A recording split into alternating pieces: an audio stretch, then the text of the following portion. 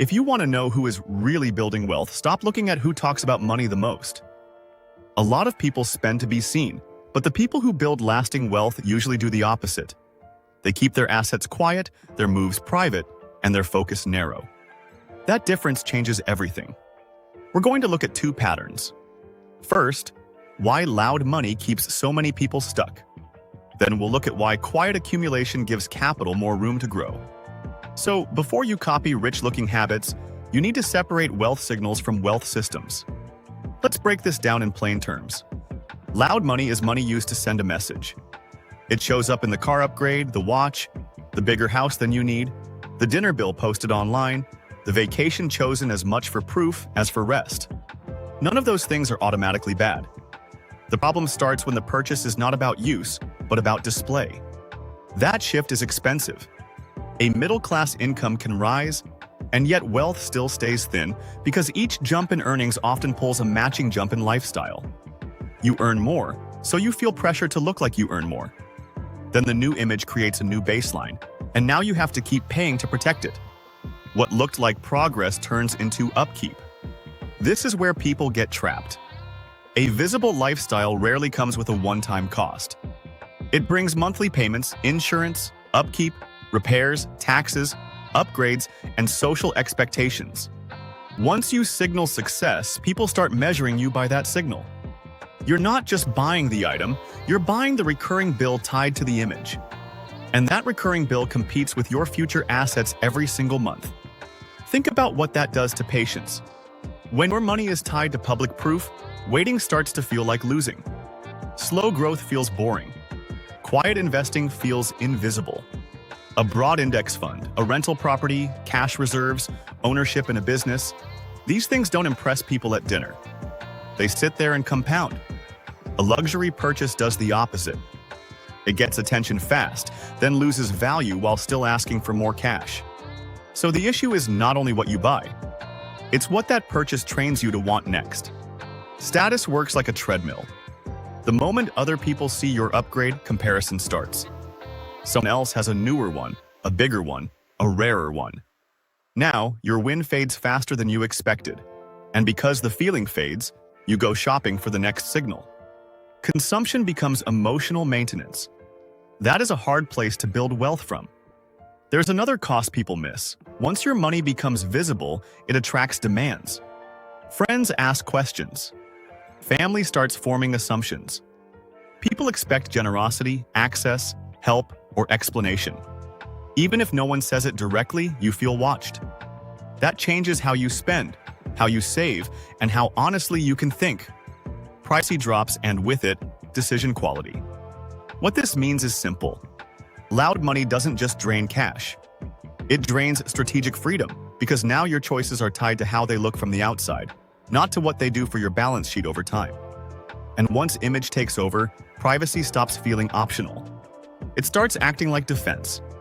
Now let's pivot to the other side of this, because silence is not about pretending money does not matter. It is about giving money the right job.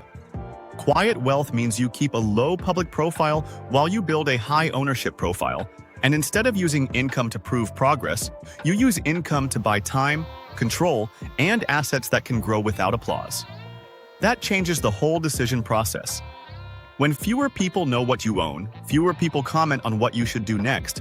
And that distance matters more than most people think because outside opinions often push you toward visible choices, while private thinking gives you room to choose based on return, cash flow, risk, and long-term fit. You stop performing success and start managing capital. That is a cleaner game. A person who keeps wealth quiet can delay lifestyle signals and still expand net worth, because the energy goes into ownership first. Maybe the house stays modest for longer. Maybe the car stays useful. Maybe the wins never go online. From the outside, it can look plain. On the inside, equity grows, cash reserves build, debt stays under control, and options widen. This is how wealthy people protect flexibility. They know attention can distort incentives.